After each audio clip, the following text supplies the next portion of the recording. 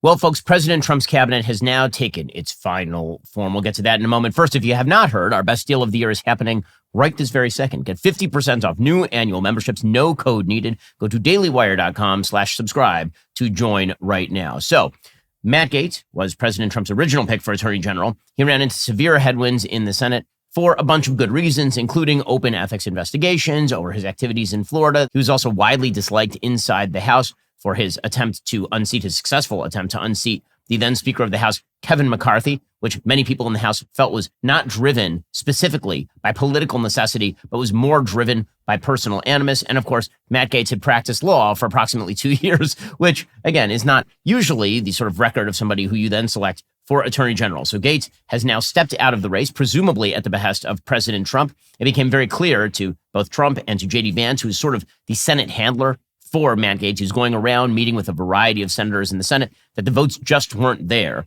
for Matt Gaetz. And President Trump, I think, wisely decided that he was not going to use his political capital to ram through somebody like Matt Gaetz when there was no need to do so. He could simply appoint somebody who is not going to be nearly as controversial as Gaetz and get exactly the upside without much of the downside. And that's precisely what has happened at this point. President Trump has now selected instead Pam Bondi, who is the Attorney General of the state of Florida. Bondi is a longtime Trump ally, as the Washington Post points out again and again. When Donald Trump has faced scandal and scrutiny, Pam Bondi was there to defend him. Bondi said the Justice Department's special counsel investigation into whether Trump associates coordinated with Russian interference in the 2016 election needed to be dissolved. She was, of course, correct about that. She declared the 45th president's first impeachment in 2019 was a sham. And she said that when Trump was indicted a multiplicity of times, that was BS as well. So she's a longtime Trump ally. She, of course, is a former Florida state Attorney General, and she was tapped to replace Gaetz. Now, if you look at her sort of record, her record is very conservative. She's also endorsed by wide swaths of the Republican Party. Everybody from Jeb Bush to obviously Team Trump has endorsed Pam Bondi. Alex Pfeiffer, Trump transition spokesman, said, quote, Attorney General nominee Bondi is looking forward to this confirmation process and answering any questions the senators might have. And of course, again, she goes back really far with Trump. In 2016, she endorsed Trump in the Republican primaries, and she's a solid pick. Pam Bondi is going to do precisely what needs to be done at the DOJ. In fact, Axios points out exactly what her plans are at this point. He's going to overhaul the Justice Department. So what is that going to look like? Well, apparently she is obviously going to fire people like Jack Smith. She is also going to look into cleansing the DOJ of the so-called deep state. And we'll get much more into the deep state in a bit because, at the beginning, when people were saying deep state, they were using it to apply to pretty much everybody. Anytime you didn't like something, it was the deep state. Well, it turns out that the deep state is actually quite real. And what it means is career appointees inside various executive agencies who have been shielded from the hiring and firing process and thus have been able to substitute their own intuitions as to what the American people require as opposed to what the president of the United States requires of them. So what exactly does this look like? Well, in Project 2025, which of course is not the guide to the Trump administration, but has some good ideas in it, they talk about a top-to-bottom overhaul that would involve more closely aligning the DOJ with the president's agenda. And this sort of stuff is really necessary because, as we saw during Trump team number one, if you have career appointees at the DOJ, those people can make an awful lot of trouble for the president-elect.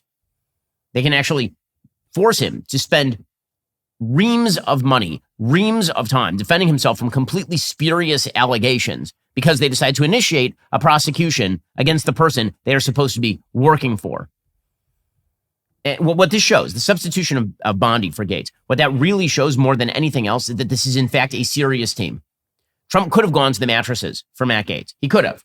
And maybe he would be able to sneak him through, although I think that's quite doubtful given the fact there are only 53 Republican senators and 3 right off the top weren't going to vote for him.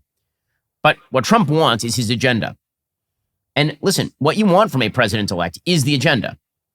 The personnel are the policy, and the policy is the personnel. So if the personnel get in the way of the policy, the personnel have to go. So as Kimberly Strassel points out, there are a bunch of lessons from all of this. Lesson number 1 is that not all allegations against Republicans are partisan shams. And it may be that there were allegations against Gaetz that were not partisan shams. But not only that, there's a big lesson here. And the lesson is that You want to shake up the system. You need people who are willing to effectively shake up the system and not be a magnet for attention, right? That you can find people who are going to do the thing without creating all of the controversy. And that's why I think it's very smart what President Trump has done here in telling Matt Gaetz to step aside.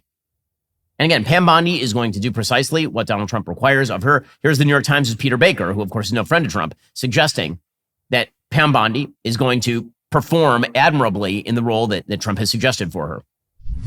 She is a partisan. She is a loyalist to Trump. She may not be as flamboyant as Matt Gaetz, but she holds some of the same views about the Justice Department and how it should be used. She has more experience than Gaetz does. She was an Attorney General of Florida. Gaetz really never has been much of a lawyer, certainly wasn't a prosecutor. So she brings a little bit more legal experience to the table, obviously. And she's not as likely, I think, to, offend in the same way that Matt Gaetz was willing, not only willing, but eager to do. But she, again, yeah, you're right. She's going to look at the Justice Department very askance, very much from a Trumpian point of view, viewing it as, a department that needs to be, deconstructed in a lot of ways and reformulated to be an arm of Trump's White House. And Kim Strassel, of course, is the author of that Wall Street Journal piece. She points out the same thing. She says there's a sigh of relief over Pam Bondi because this is a transition team that is on the rails. It's a transition team that obviously has a forward-looking vision that is disconnected from whatever the personal political ambitions are of the members of the team. She's a much more conventional pick, Paul, than Matt Gaetz was. She was the Attorney General of Florida. Generally got pretty good reviews for doing that down there.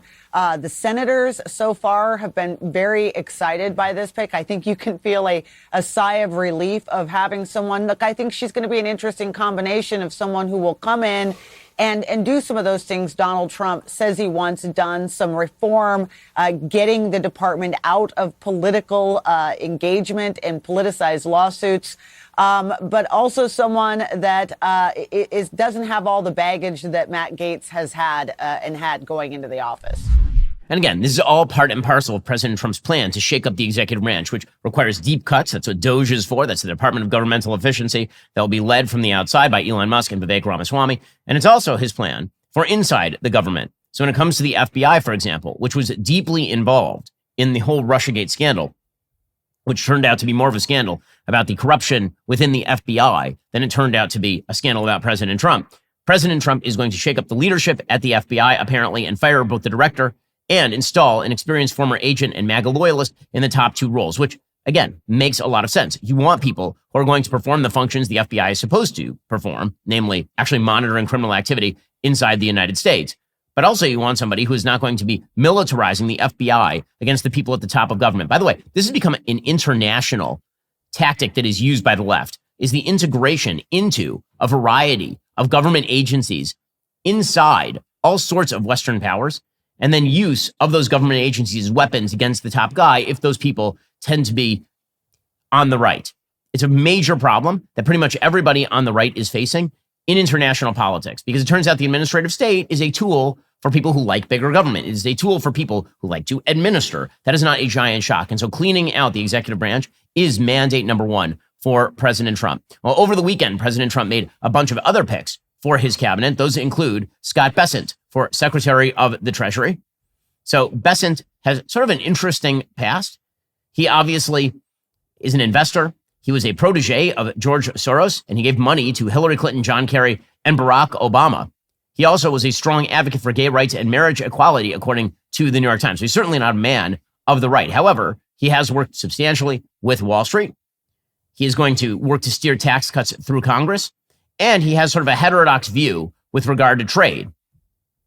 As the Wall Street Journal points out, as a hedge fund manager, first at Soros' firm and later at his own, Bessent specialized in macro investing or analyzing geopolitical situations and economic data to wager on big picture market moves. He generated billions of dollars in profits betting on and against currencies, interest rates, stocks, and other asset classes around the world. He was motivated to step out from behind the desk and get involved with Trump, in part because of a view that time is running out for the United States economy to grow its way out of excessive budget deficits and indebtedness. He says, in his first interview following this election with the Wall Street Journal, that his policy priority will be to deliver on Trump's various tax cut pledges. He also said that he's going to be focused on enacting tariffs and cutting spending, as will be maintaining the status of the dollar as the world's reserve currency. So it's sort of, again, a sort of heterodox viewpoint. Besant taught economic history at Yale University, so obviously his credentials are very strong. His association with George Soros sounds less political than investment involved. Soros, of course, is one of the most, in his sort of prime era, before he became the world's most notorious evil leftist who was funding every bad cause he could think of. George Soros is mostly known for being an extraordinarily aggressive currency trader who made a lot of money in the markets. Well, people like Scott Bessent may sleep on a bed made of money, but did you know that you spend a third of your life sleeping? That's around 25 years of your life in bed. With numbers like that, your mattress isn't just furniture, it's an investment in your well-being. That's where Helix Sleep comes in. I never thought a mattress could make such a difference until I tried Helix. What sets them apart? Well, unlike those one-size-fits-all brands, Helix offers 20 different mattress options because they understand everybody's sleep needs are unique. It all starts with their sleep quiz, a game changer for finding your perfect match. When I mentioned my struggle with lower back pain on softer mattresses, they recommended their medium firm option. The result? I've never slept better. Looking for that cloud-like feeling? Try their Luxe. You want the ultimate sleep experience? Go for the Elite. Need extra support? The Helix Plus has you covered. And forget those awkward mattress store visits. Helix delivers right to your door. Helix is so confident in their product, they give you 100 nights to try it out. That's over 3 months to test your mattress in the real world. Plus, every mattress comes with a 10 to 15-year warranty. So if you'd like to sleep as soundly as I do, head on over to helixsleep.com/Ben. Take that sleep quiz. Plus, Helix is offering up to 25% off site-wide and 2 free Dream Pillows with any mattress purchase. Even better, Helix is offering a free bedding bundle. That's 2 Dream Pillows, a sheet set, a mattress protector with any Luxe or Elite mattress order. That's right. Just go to helixsleep.com/Ben. That's helixsleep.com/Ben. With Helix, better sleep starts right now. Again, helixsleep.com/Ben. Also, who wants to deal with the hassle of selling a car? If you have a car that's just sitting in your driveway taking up space, you really should consider donating it to Cars for Kids. They make donating your car so easy, you hardly need to be involved at all. Give them a call, or better yet, donate your car at carsforkids.org/Ben. That's cars with a K. All it takes is 2 minutes to put in your information. They will schedule a pickup for a time that works for you as soon as the next day. You get a vacation voucher and a tax deduction. They've done it over 1 million times, so you can trust you're in good hands with Cars for Kids. Call right now, 1-877-CARS-FOR-KIDS, KARS, Cars for Kids, or donate online at carsforkids.org/Ben. Donate your car today. And if you got a rusting pile of junk in your front yard and some of your family's been bugging you about getting rid of that thing and you've just been too lazy, well, now you get a vacation voucher and a tax deduction and be doing some good for the world by calling up the folks at Cars for Kids. Again, that's 1-877-CARS-FOR-KIDS, KARS, Cars for Kids, or donate online at carsforkids.org/Ben. Donate your car today. Go check them out right now, carsforkids.org/Ben. From 2011 to 2015, Bessent was Soros' chief investment officer. He earned more than $1 billion in profits for successful bets in Japan, including wagering against the Chinese yen. So again, he is looking pretty seriously at tariffs. He is pursuing a policy he calls 3-3-3 that would include cutting the budget deficit to 3% of GDP by 2028, spurring GDP growth of 3% through deregulation, and producing an additional 3 million barrels of oil or its equivalent every single day. And he says that he thinks of tariffs as a negotiating tool. He says that, quote, the tariff gun will always be loaded and on the table, but rarely discharged. And he says that maybe you use them as a source of tax revenue if that means lowering taxes. So again, that is a much more cohesive economic agenda. You know, President Trump's talk about tariffs overall has been in glowing terms. I've been saying for months that when President Trump talks about tariffs, he sees tariffs as leverage. If you look at his history, this is what he has used tariffs for. He is not going to slap a 20% tariff on everything across the board because that creates inflation. And Trump, most of all, does not want to be an inflation president. What he will do is he will threaten to use tariffs in productive ways that force other nations to back down, which, again, is not a bad policy. This is a massive tool in the American arsenal. We are, in fact, the world's most productive market. Steve Moore, who is certainly no big state interventionist with regard to the economy, he's praised the pick of Scott Bessent. I've got a big smile on my face because I think this is an excellent pick. I've known Scott now for about 10 years. We've worked together. He's a supply sider, David. You'll appreciate that in the meld of a Larry Kudlow and Art Laffer and Steve Forbes. This is a huge job. This is one of the, other than Secretary of State, I'd say this is probably the most important cabinet position. Yes. Okay, so again, it is a solid pick. It is all about the economic growth. That is the number one priority, is the economic growth at this point, and that's what Trump is all about. All Trump wants in life is to be a successful economic president and a successful foreign policy president, which is, of course, exactly what we should want. By the way, his approval ratings for his transition thus far, 60%. Those are very, very high approval ratings for President Trump, and if his team does what they are supposed to do, President Trump could be one of the most transformative presidents of our lifetime, probably the most transformative president of our lifetime, if he is able to do all of the things that he is attempting to do at this point. Other good picks over the weekend, President Trump picked Sebastian Gorka as a deputy assistant to the president. Of course, Gorka is a very hawkish figure, particularly with regard to radical Islam. According to the Washington Post, he was tapped to serve as deputy assistant to the president and senior director for counterterrorism. He had been an advisor on national security matters for Trump for 7 months in the last administration. This doesn't require Senate confirmation. So he is going to be focusing on militant groups and immigration, according to the Washington Post. Trump complimented Gorka's qualifications. He said, quote, he has been a tireless advocate for the America First agenda and the MAGA movement. So again, this is a solid pick. Gorka is incredibly, as we say, harsh with regard to radical Islam, which is going to be a necessity in a time when radical Islam is on the uptick, thanks to the predations of Iran. In an interview last year, he watched some of the videos of October 7th. He said, kill every single one of them, referring to Hamas. God bless Israel. God bless Judeo-Christian civilization. Obviously, I'm a fan of that particular perspective when it comes to the war on terrorism, which does continue. It's not a war on terrorism. It's a war on radical Islam, which is something that Gorka totally understands. There's one more good pick that I think is worth noting. So, as you will know from listening to our show, President Trump has now picked Marty Makary, who's an excellent pick. Marty Makary is a professor at Johns Hopkins University. He was sort of our go-to guy during the COVID pandemic. We had him on nearly every week during the COVID pandemic, explaining the ins and outs of COVID policy. Did masks do anything? The answer was pretty much no. Should vaccines be mandatory? The answer was no. Was COVID going to kill 2 million people in the United States if left unchecked? The answer was no. These sorts of realities are things that Makary did an excellent job picking apart. So he was a lockdown skeptic. He was a vaccine mandate skeptic. And now he's been picked to head the Food and Drug Administration, which is a very solid pick. Again, Makary is a personal friend. He's a friend of the show. And he's going to do an excellent job over at FDA. President Trump said in a statement late on Friday, quote, FDA has lost the trust of Americans and has lost sight of its primary goal as regulator. He will work under the leadership of Robert F. Kennedy Jr. to, among other things, properly evaluate harmful chemicals poisoning our nation's food supply and drugs and biologics being given to our nation's youth so they can finally address the childhood chronic disease epidemic. But it's not just that Makary is going to be a critic of the way the FDA was run before. So, for example, he criticized the agency and the way that they reviewed data leading up to the approval of Pfizer-BioNTech vaccine and some of the claims that were being made by the FDA, including the claim that this thing would cut down on transmission of COVID, which turned out not to be true. And he also was pointing out, Professor Makary, Dr. Makary, he kept pointing out throughout the COVID pandemic that their recommendations that everyone take the vaccine, including for children, were ridiculous. He is not just going to be about shutting down the distribution of material in the United States. He's going to be about streamlining the process at the FDA to make sure that new treatments actually get into the system faster. One of the big problems in terms of investment in R&D is that the FDA's system is extremely haphazard. It takes for freaking ever for people to get a drug to market. And that means that people die in the meantime. In 2021, he said, I'm pro-vaccine, but the issue of the appropriate clinical indication of the COVID vaccine is not an all or nothing phenomenon, as we frequently see in American culture and politics. So again, Makary is an excellent pick right here, and he's going to do an excellent job at the FDA. Other picks that President Trump has now made.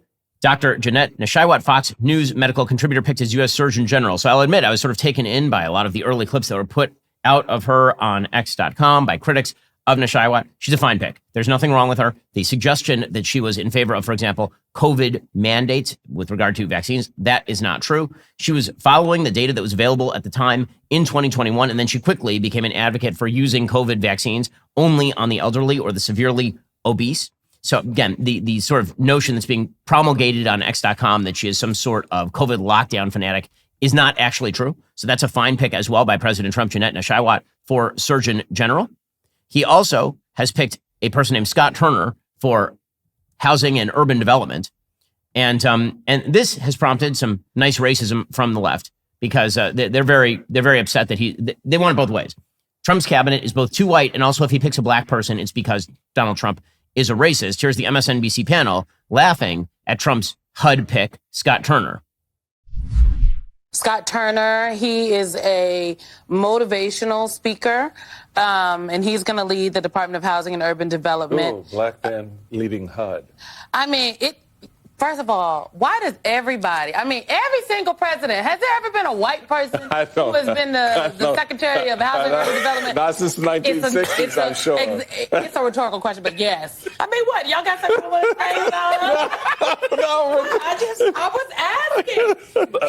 It's not just Republicans that do it. Yes. Okay. No, it's not. I don't know what it is. Biden did it I don't know what it is about HUD. Bush did. What is it about HUD? What is it about HUD? They don't always want that job either. No.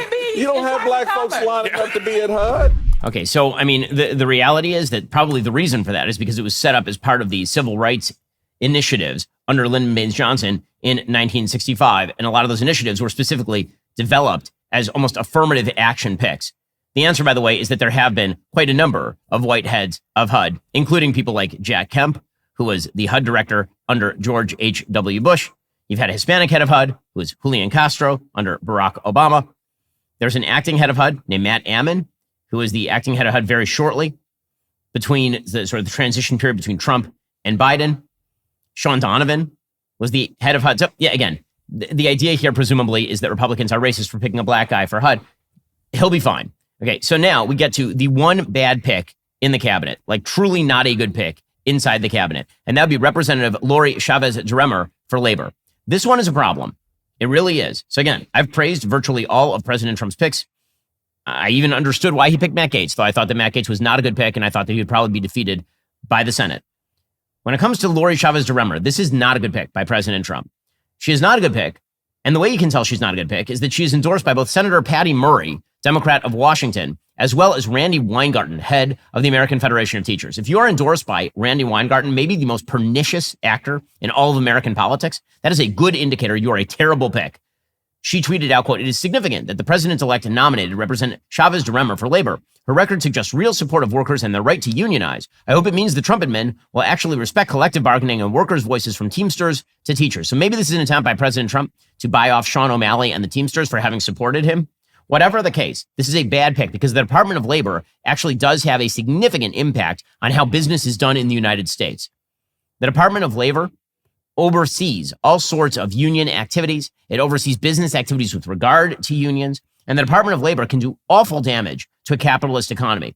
Now, President Trump's picks affect the economy, but there's something else that affects all of us who are responsible and hardworking Americans: taxes. The October 15th deadline has passed. Are you prepared for what's coming? Do you owe back taxes? Are your tax returns still unfiled? Missed the deadline to file for an extension? Well, now that October 15th is behind us, the IRS may be ramping up enforcement. Let me tell you, they don't play around. You could face wage garnishments, frozen bank accounts, even property seizures if you haven't taken action yet. But there is good news. There is still hope. Tax Network USA has been in the game for years. They know exactly how to navigate the complex world of tax law. They've helped taxpayers save over $1 billion in tax debt. They filed over 10,000 tax returns. That's billion with a B, folks. They specialize in helping hardworking Americans like you reduce their tax burdens. So don't let the IRS catch you off guard. Get ahead of this right now with Tax Network USA. Their team of professionals will work tirelessly to protect your assets and find the best solution for your unique situation. So here's what you need to do. For a complimentary consultation, call today, 1-800-958-1000, or visit their website at tnusa.com/Shapiro. That's 1-800-958-1000, or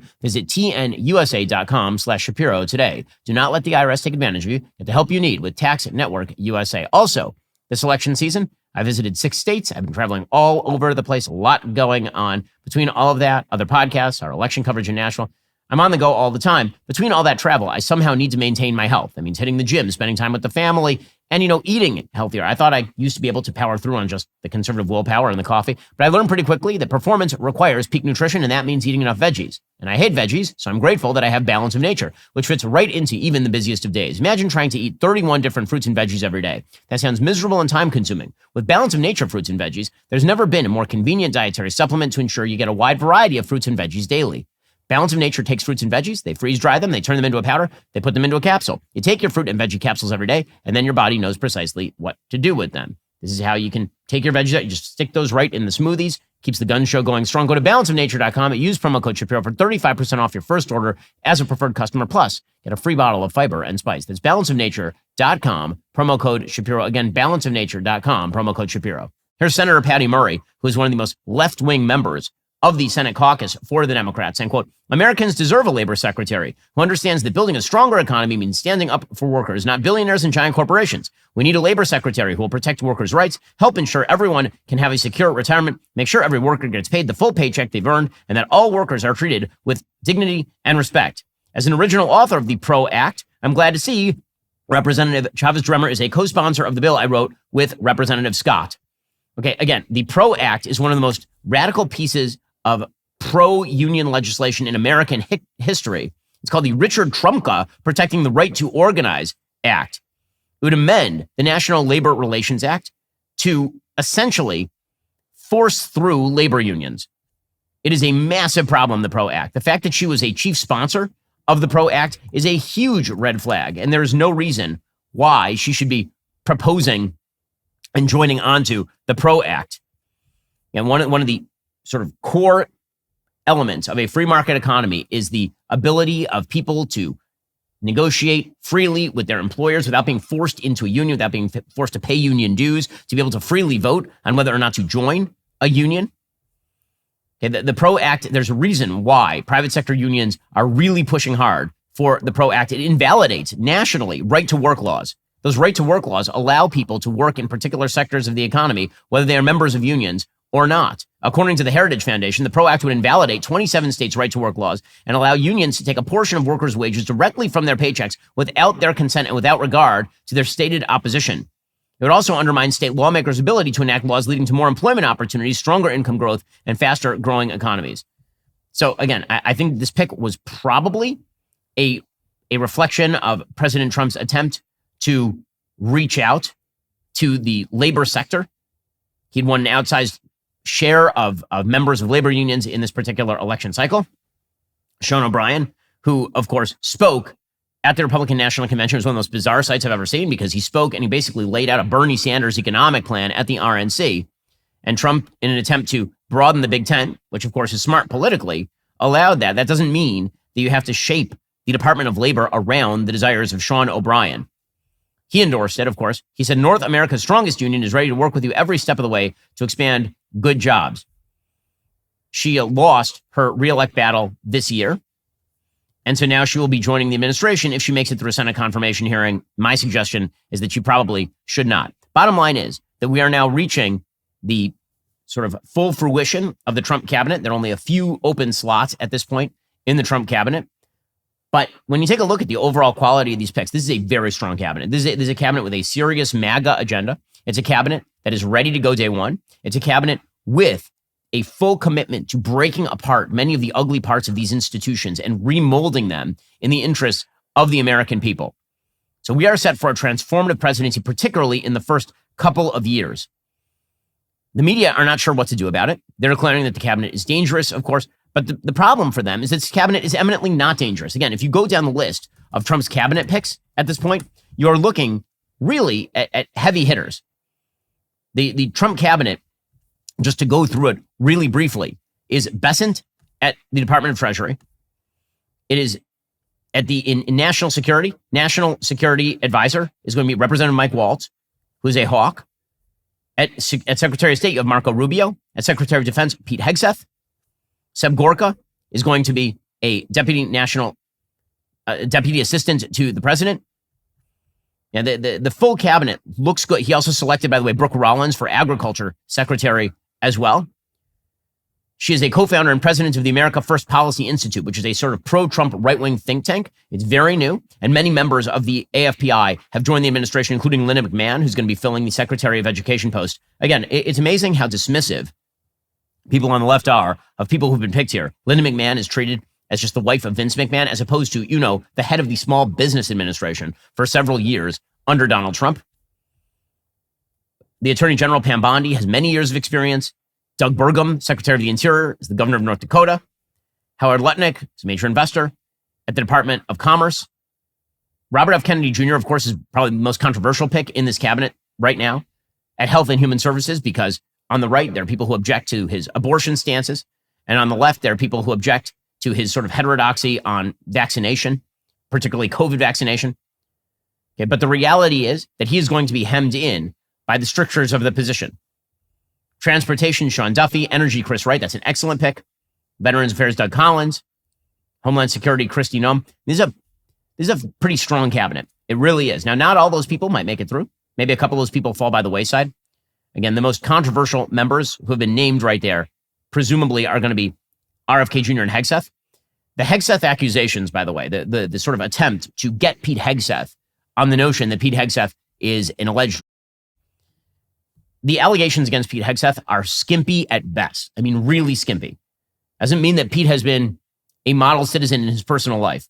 What it does mean is that if you look at the actual police allegations that were brought to the police, the ones they did not prosecute over the supposed that Pete Heirseth allegedly committed, the reason they didn't bring charges is because the testimony of everyone surrounding the woman contradicted her own testimony. Basically, the woman suggested over and over and over that she was drunk as a skunk, and then Pete Heirseth took advantage of her. They were in his hotel room. And there are a wide variety of sources who testified that she was absolutely not drunk, that she was actually sober, and she brought him back to his room, and he was totally drunk as a skunk. The timelines don't match up. If you want like a very, very detailed and graphic exposition of those particular allegations, Megyn Kelly did a show last Friday in which she goes through those accusations in graphic detail. It's well worth a listen. Of course, Megyn is a former prosecutor, so she knows what she's talking about. So go take a listen to Megyn's podcast if you want more details on that. Suffice it to say, the short form, if you don't feel like listening to, an hour of going through those allegations in specific detail, is that the woman's account here is not particularly credible. And the reason that this allegation was never brought to court is because the police also presumably found it not credible. So that means that the most kind of colorful member of the Trump coterie who was picked for the administration was, again, Matt Gaetz. He is now out. So if you are a Democrat and you're hoping to knock down a couple of the picks, the people you're going to be aiming at presumably are RFK Jr., Tulsi Gabbard, Pete Heirseth. Heirseth, I think, is going to get through. Tulsi Gabbard, I think, will probably get through. Robert F. Kennedy Jr. is a heavier lift. It'll be interesting to see how they approach the abortion aspect of Robert F. Kennedy Jr.'s sort of policy. I think President Trump is going to have to commit right now to reinstating the Mexico City policy, which is a government policy blocking U.S. federal funding for non-governmental organizations that push abortion abroad. He's going to have to do that probably on his own if he wants to preserve Robert F. Kennedy Jr. Basically, he'll say, listen, RFK Jr. is a pro-choice guy, but that doesn't mean that's going to be the policy of my administration. It's my administration. So it'll be fascinating to see how President Trump plays all of that out. So that's the cabinet. By the way, I do think that Lori Chavez-DeRemer for Labor Secretary might go down in flames as well. So you're probably talking 4 nominees among all of these who will get some controversy. I think probably 3 of them skate through with some opposition. Okay. Meanwhile, President Biden, he is leaving the world stage. We have reached the end of Biden times, which is a dangerous place in the world. It really is, because this guy's been a lame duck since they ousted him from the presidential race. I mean, it truly is quite an amazing thing that the Democrats basically declared the sitting president of the United States non-compos mentis and then left him in place. They said he's too crazy and he's too addled to run for president, but he's certainly fine where he is, running the world as the president of the United States. It is not a shock that in the last 6 months, the world has continued to become worse, that it has continued to become more fiery. There have been more conflagrations. That is not a shock because President Biden is an empty chair. And yet here was President Biden stumbling and bumbling his way through a speech suggesting that he's leaving the world better off than they found it, which, no. The answer there is no. Absolutely not. I believe we can be proud we're leaving America in a better place today than we came into office 4 years ago. This country is living through the worst pandemic we'd seen in over 100 years. Our economy was in a tailspin. We had just witnessed something we thought we'd never, ever see in America, a violent insurrection on January the 6th. And so much more. We've come a long way since then. We passed historic legislation, often with some bipartisan support, laws that are literally going to change America, not just now, but for decades and decades to come. Again, nobody believes he has left the world a better place. And then he says, who would lead the world if we did not step up? I mean, the answer is that he did not step up. And right now, that means that America's enemies are making hay while the sun shines. I know I've only been around a few days, a few years. I can't believe how long it's been. But I fully believe America is better positioned to lead the world today than any point in my 50 years of public service.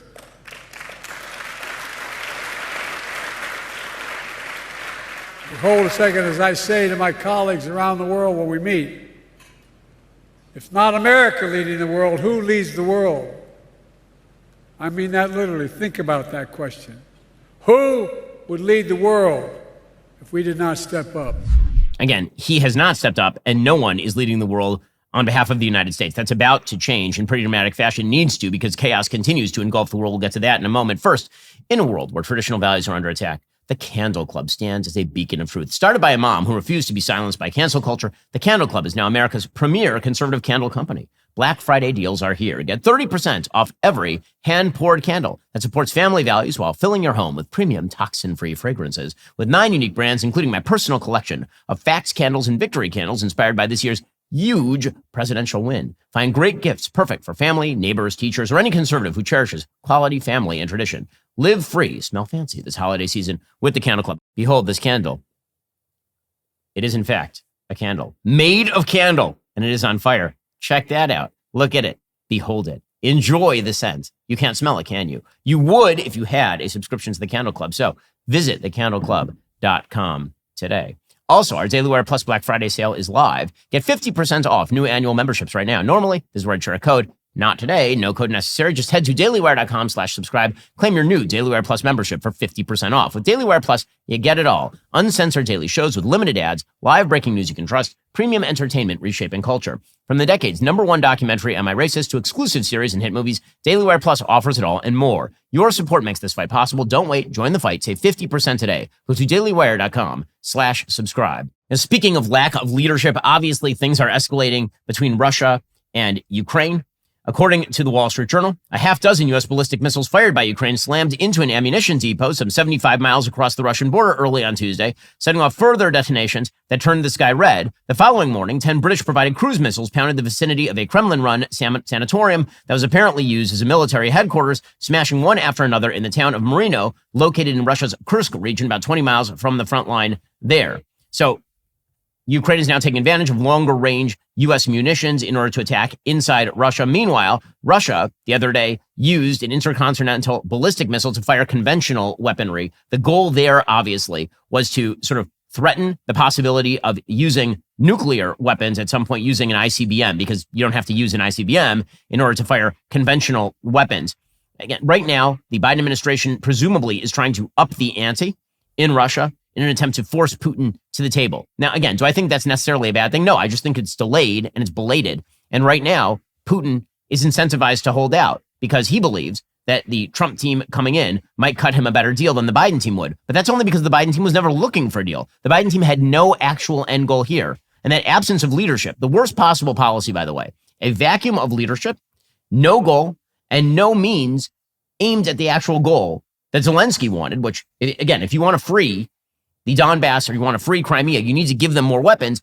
Biden wasn't giving them more weapons and then maintaining the goal of freeing those territories. And the result has been just a stagnating war with hundreds of thousands of people dead. The lack of leadership by the United States is obvious and clear. The same thing, by the way, holds true over the weekend.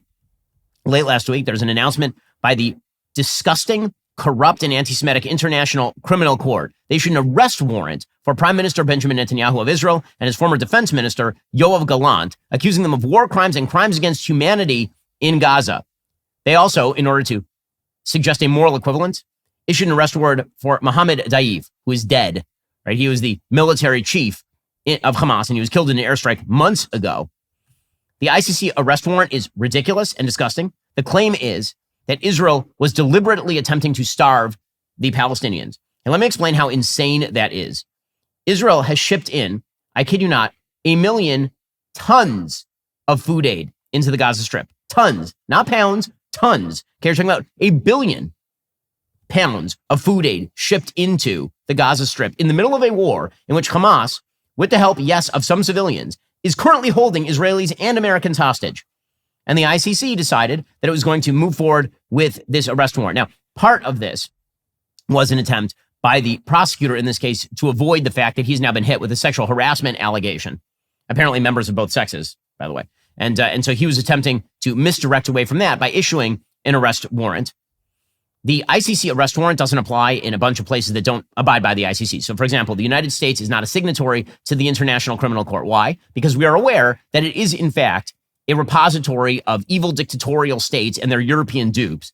And so what we were concerned about as Americans is that they would then attempt to arrest, for example, members of the American military who served in Afghanistan or who served in Iraq. And by the way, this is something the Trump administration should in fact be worried about, because if you are a signatory to the ICC and the ICC issues an arrest warrant, then you now have a legal duty under the ICC. They have no enforcement mechanism.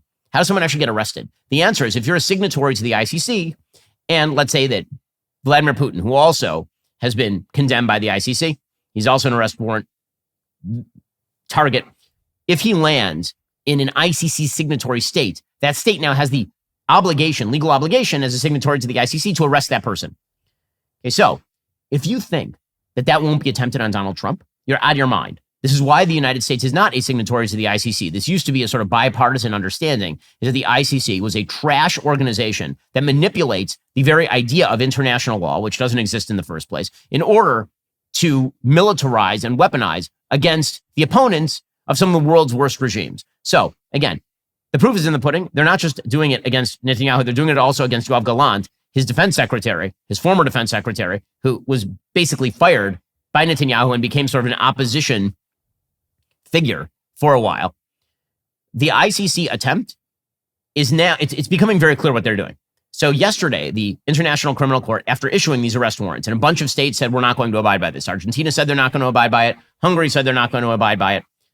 Because that happened, the ICC is now signaling that it may revoke the arrest warrant for Netanyahu and Gallant if there is what they call a credible investigation into charges of genocide and famine in the Gaza Strip by figures inside Israel. Which figures inside Israel? I'll let you guess. Okay, the answer is that there are figures inside Israel who are, in fact, allied with things like the ICC. Remember when I said earlier in the show, the deep state is present in an enormous number of jurisdictions across the globe, whether you're talking about a deep state in Brazil that is currently targeting Jair Bolsonaro, or a deep state in Israel that is, in fact, targeting Netanyahu. There are, in fact, career appointees in a wide variety of administrative agencies across the world who are directly opposed to the elected governments of these particular places and will use their power in order to stifle the agenda of those particular elected governments. Now, the United States has said already that the incoming Trump administration has already said that they're going to take severe measures against the ICC. Hamas is celebrating the ICC, by the way. This tells you exactly what you need to know about the International Criminal Court. Right? They are so moral. They are so decent. Again, in the International Court of Justice, which is another UN agency, the International Court of Justice, South Africa brought a case against Israel for genocide. South Africa did, which is a place of tremendous human rights violation. South Africa, they did so almost certainly because Iran was paying them. And so all of these international institutions have been completely weaponized, and that will happen to President Trump. I promise you that as soon as President Trump is not maybe while he is in office, the ICC, at the behest of some corrupt state, will bring some sort of prosecution against Donald Trump, and then they will try to get the Europeans on the hook to arrest Trump if he were to arrive. Now, frankly, that would be the best thing that ever happened, because no European country is going to arrest the sitting president of the United States. It just shows why this institution should be dismantled wholesale. It's vile and it's disgusting, and it's obviously directed as part of a broader anti-Semitic regime that is happening across the world's institutions. I mean, this is happening at the same time that Iran literally just killed an Israeli in the UAE. Just a random Israeli in the UAE. He was a Chabad rabbi. His name was V. Kogan, 28 years old. He went missing from Dubai on Thursday afternoon. He was murdered by agents of Iran. They just picked him up off the street. They took him 150 kilometers away from where he was kidnapped, and they clearly murdered him. By the way, he must have been mutilated in some way because they had to use methodologies in order to identify the body. The Israeli Prime Minister's office said, quote, "The murder of Zvi Kogan of blessed memory is an abhorrent act of anti-Semitic terrorism. The state of Israel will use all means and will deal with the criminals responsible for his death to the fullest extent of the law." Israel suspects Uzbek citizens with ties to Iran were involved in Kogan's abduction and killing. According to a person familiar with the investigation, authorities in the Emirates have arrested 3 people in connection with the killing. This, of course, is not a giant shock. Iranian agents all around the world have been attempting to kill Israelis for quite a long time. According to the Wall Street Journal, Iranian intelligence agents tried to kill Israeli tourists in Turkey in 2022. They've tried to kill Israeli diplomats, and of course, they've attacked people who are not Israeli either, including the author Salman Rushdie. The targeting of Chabad is particularly egregious, and again, not rare. Islamic terrorists, unfortunately, do tend to target Chabad. Chabad is a Jewish organization that does outreach, Jewish outreach, particularly for tourists. It's very useful. Chabad has emissaries, they're called shluchim. They're all over the world. You'll recall that back during the Mumbai terror attack, maybe a decade ago, they actually went to a Chabad house and murdered everybody at the Chabad house. This is not a giant shock, and it comes amid a growing wave of radical pro-Hamas anti-Semitism that has extended not just into places like UAE, of course, but also into the West. So over the weekend, there were large-scale riots in the city of Montreal by pro-Hamasniks. People burning stores, people smashing up store windows, wearing face masks, chanting pro-Hamas slogans, setting parked cars ablaze in downtown Montreal. Really, truly ugly stuff. The protests were designed to coincide with the NATO summit in Montreal. And of course, according to the UK Daily Mail, it came on the heels of heightened tensions in the city following a wave of pro-Palestinian demonstrations, including a significant protest at Concordia University on Thursday that involved confrontations between pro-Palestinian and pro-Israel demonstrators. So where was Justin Trudeau, the pathetic Prime Minister of Canada, handsome Bernie Sanders?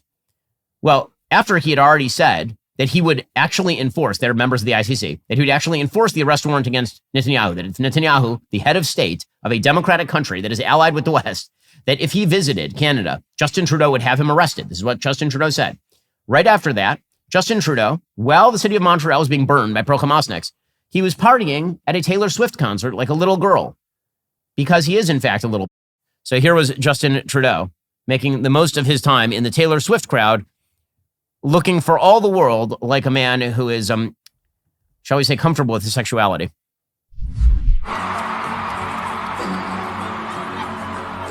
Look at this pathetic. He's so pathetic. At the Eras tour. What a sad man. What a sad, and how sad for Canada. Seriously. It's no wonder that Pierre Poilievre is going to knock the living out of him in the next election. I mean, this guy has an approval rating in the toilet, and he ought to. According to the UK Daily Mail, Canadian Prime Minister Justin Trudeau was spotted shaking it off at a Taylor Swift concert in Toronto as Montreal descended into chaos with anti-Israel protests sweeping the streets. So meanwhile, over in Toronto, Ezra Levant, who's a right-wing political pundit, was arrested. Why? Because there's a pro-Hamas rally in Toronto, and he was taping it. He was asking polite questions to members of the crowd. The police arrested him for supposedly being guilty of incitement, because this is the way things work in Canada now. You're allowed to be a pro-Hamasnik who chants anti-Semitic slogans and maybe burns down stores and such. But if you ask a question to the pro-Hamasniks, you are now involved in incitement. Wouldn't want to incite the gentle fellows, would we?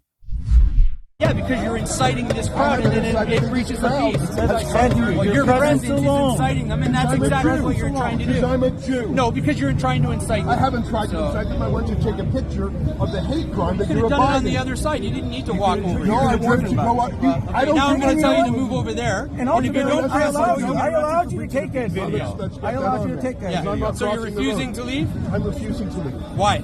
Because I'm a Jew, I'm a citizen, and I'm your boss. And I don't leave if you say Jews aren't allowed on the street. In the interest of keeping peace here and public safety, you're under arrest for breaching the peace. Take a minute. Good. So, by the way, if you can't see the video, Ezra Levant is doing nothing. There's no way in which he's inciting a riot. He's literally standing there with a camera, calmly talking to the police officers. He's not fighting them. He's not trying to hit anybody. He's not doing any of that stuff. Meanwhile, what was actually happening at the Toronto peaceful protest this weekend? It's all on tape.